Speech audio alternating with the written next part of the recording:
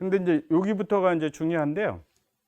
얘 자체가 여러 대를 클러스터링 묶어서 최대 성능을 내기 위해서 곳곳에 네트워크 기능들이 대부분 다 들어가 있습니다. 그래서 지금 4개가 이렇게 돼 있다고 했고, 중간에 IPU 게이트웨이라고 돼 있는데, 쟤는 ARM 프로세서고요. 그래서 얘네들 보면은 하나당 10개의 IPU 링크 케이블이 있거든요. 그래서 자기네끼리 통신할 때 4개씩 해서 한 256기가bps 속도를 내고, 외부로 통신할 때는 하나, 둘, 셋, 넷, 8개가 있는데 각각 128기가bps 속도를 냅니다. 그래서 요런 IPU 링크가 나중에 요쪽에 연결이 된대요. 그래서 위로 4개, 밑으로 4개. 백지거든요. 백지이고, 그 다음에 여기 IPU 게이트웨이라고 있죠, 또. 그래서 여기 이렇게 라인이 이렇게 2개가 있는데, 얘도 백지인데, 여기에 연결이 됩니다. 그래서 얘는 주로 현재 이 포드, 그러니까 현재 물리적인 머신을 떠나서 다른 머신하고 통신할 때 연결을 사용하는 요 포트입니다. 또 매니지먼트 포트가 있대요. 이건 당연히 있겠죠. 그래서 요거는 여기에 연결되고요. 근데 매니지먼트도 특징이 뭐냐면 스위치 하나씩 연결하기도 하지만, 스위치가 포트가 하나밖에 없다 그러면 위에 포트 하나 연결하고 다시 이쪽에다 계속 이런 식으로 데이지 체인 방식으로도 연결할 수 있거든요. 그래서 포트를 많이 줄일 수가 있습니다. 이쪽에 보면 이제 IPU 싱크라고 이렇게 나오지 않습니까? 아까 그 칩소 간에 싱크부 BSB 싱크라고 있었잖아요. 그래서 그 BSB 싱크는 데이터를 통신하는 게 아니고 칩셋 간에 싱크 맞추는 용도로 쓰는 거예요. 그 다음에 아까 IPU 익스체인지라는 그 칩 모듈이 있었는데, 그 칩 모듈이 이런 IPU 링크 부분하고 연결돼 갖고 외부하고 통신을 담당하는 거거든요. 그래서 그 싱크도 여러 명이 이렇게 여러 대가 묶을 때는 그 싱크를 좀 맞춰야 돼요. 각 다른 장비에 칩셋 간 싱크를 맞춰야 돼서 그 싱크 케이블이 이제 여기에 들어가도록 되어 있습니다. 그 다음에 이제 또 백지가 또 2개가 있는데요. 백지가 2개가 있는데, 요 끝에 보면 요게 백지가 2개입니다. 요게 바로 뭐냐면 아까 포퓰러 서버라고 하는 놈이 있었잖아요. 그 놈하고 통신하고 외부하고 통신하기 위해서는 저 백지 2포트를 씁니다. 그래서 요거는 이제 IPU 파드 16입니다. 16이라는 거는 이게 기본적으로 아까 4개를 갖고 있는 게 IPU M2000이라고 그랬잖아요. 그 4개 곱하기 4개 하니까 16개라는 얘기 아닙니까? 근데 거기에 케이블링이 막 이렇게 연결이 됩니다. 그래서 요거는 아까 포퓰러 서버하고 외부 통신하기 위해서 백지 연결하는 거고요. 싱크 케이블 연결하는데 이렇게 연결하고 있습니다. 노란색하고 파란색 이 부분은 매니지먼트 포트, 매니지먼트 스위치 연결하는 거거든요. 그래서 위하고 요 매니지먼트 스위치하고 연결되어 있고요. 그 옆에 있는 여기도 마찬가지로 요렇게 연결되는데, 이게 바로 IPU 링크를 연결하는 겁니다.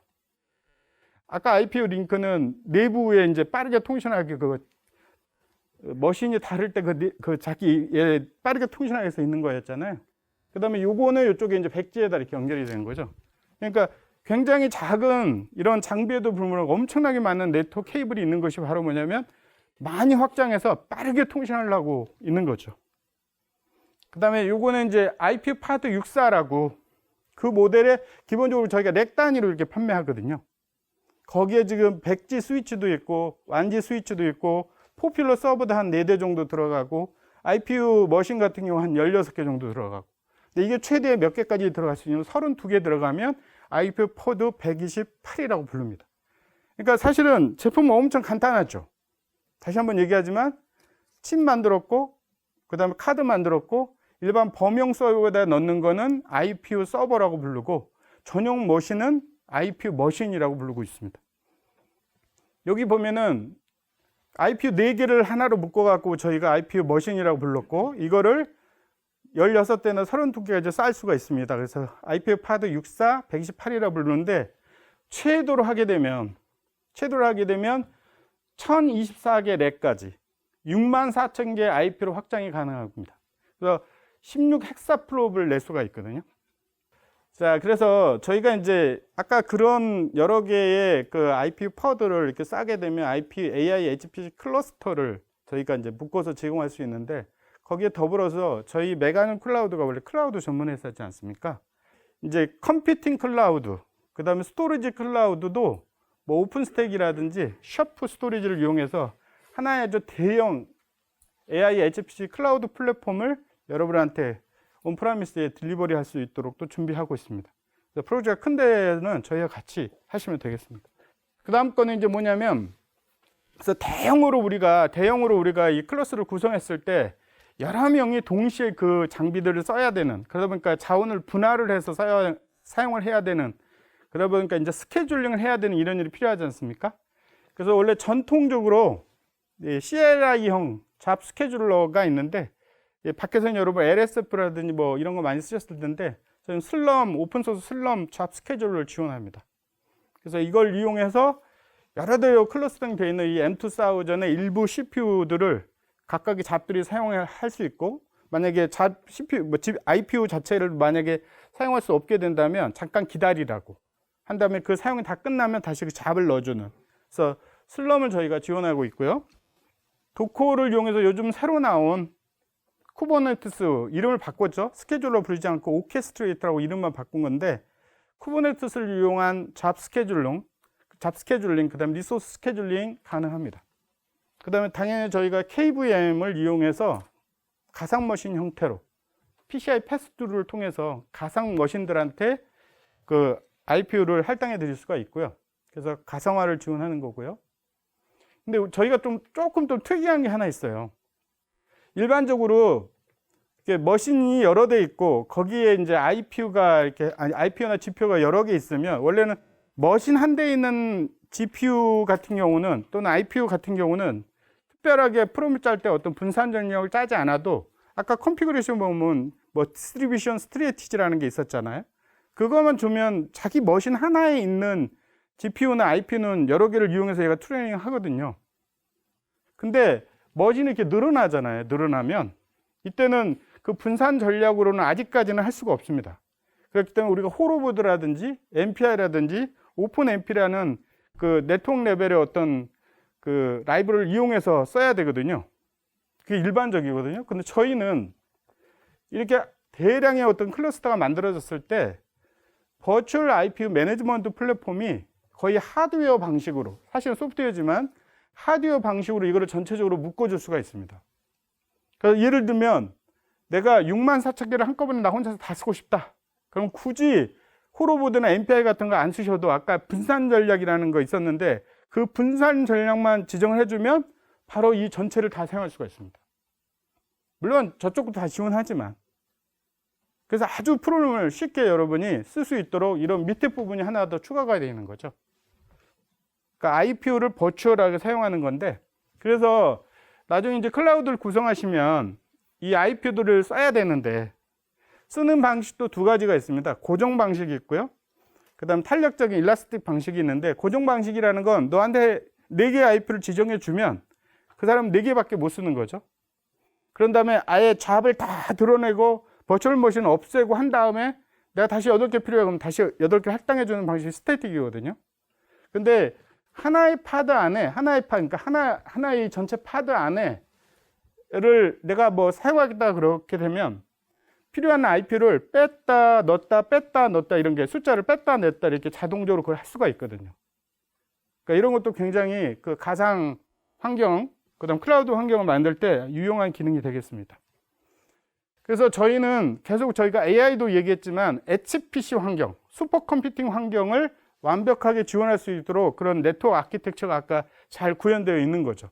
그래서 저희가 일반적으로 슈퍼컴퓨팅 환경이나 HPC 환경은 여기 계신 분들은 대부분 엔터프라이즈에 계시기 때문에 별로 그쪽을 이렇게 접근을 못 하셨을 거예요. 근데 이제는 이런 제품을 가지고 여러분 엔터프라이즈 레벨의 어떤 HPC 환경이나 필요하다면 뭐 국가적인 수준에서 구축하는 그런 HPC 환경에 우리가 도전해 볼 수 있는 기회가 있는 거죠. 그래서 여기 보면은 이제 서서히 예전에 CPU 기반의 어떤 HPC 환경이었는데 이제 서서히 이제 GPU를 사용하는 환경으로 이제 바뀌고 있지 않습니까? 그러니까 여기도 이제 변화가 있는 겁니다. HPC 환경들도 이제 GPU나 IP로 바꿔야 되거든요. 그 네트워크 아키텍처가 뭐 패트리라는 걸 지금 많이 쓰고 있고, 하이퍼 큐브라는 것도 있고, 3D 토러스 이런 게 있습니다. 그래서 저희 그래프 코어 같은 경우는 만약에 최대한 그래프 코어의 모든 아까 M2000을 그 1024 렉까지 확장하게 되면 하여튼 저희는 3D 토러스의 배터리를 또 같이 섞어서 쓸 수 있고요.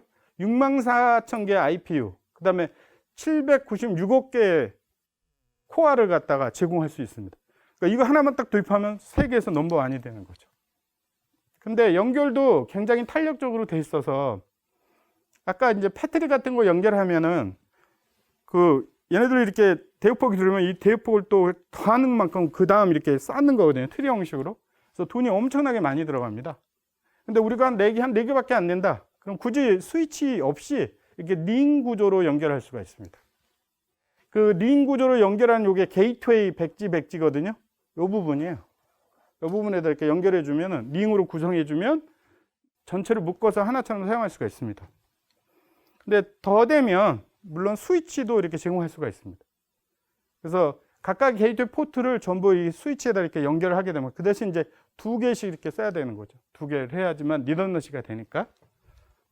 그래서 그런데 원래 이 패트리라고 하는 지금 이거 전면부를 얘기하는 게 아니라 HPC의 뒤 후면부 얘기하는 거거든요.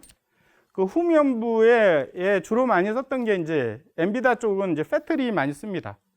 근데 패트리는 굉장히 최고의 성능을 낼 수 있지만 일단 초기 비용도 되게 비싸고요. 확장 비용도 대단히 높습니다. 근데 그래서 저희는 이제 3D 토러스라는 방식을 쓰는데 확장이 되게 쉽고 이 로컬리티를 가진 어떤 응용 프로그램들이 그러니까 여기서 많이 수행이 되고 다른 데로 많이 안 가는 이런 경우는 굉장히 좋은 성능을 낼 수 있습니다.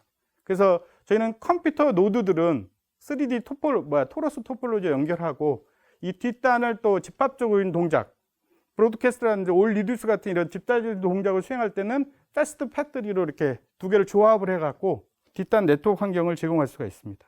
그래서 전체적으로 제가 좀 요약을 해드리면 일단은 뉴럴넷 프로세서를 만들었다. 콜로서스. 그래서 C2 또는 GC2, C200 또는 GC200이라는 칩셋이 있고 그걸 기반으로 해서 아답터 만들었고 이거를 일반 회사들의 범용 시스템에다 넣은 거를 IPO 서버라고 부르고 저희가 전용으로 만든 거는 IPO 머신. 예, 그래서 제품은 사실은 거의 3가지밖에 없는 거죠. 근데 저희가 소프트 스택도 거의 완비가 되어 있습니다.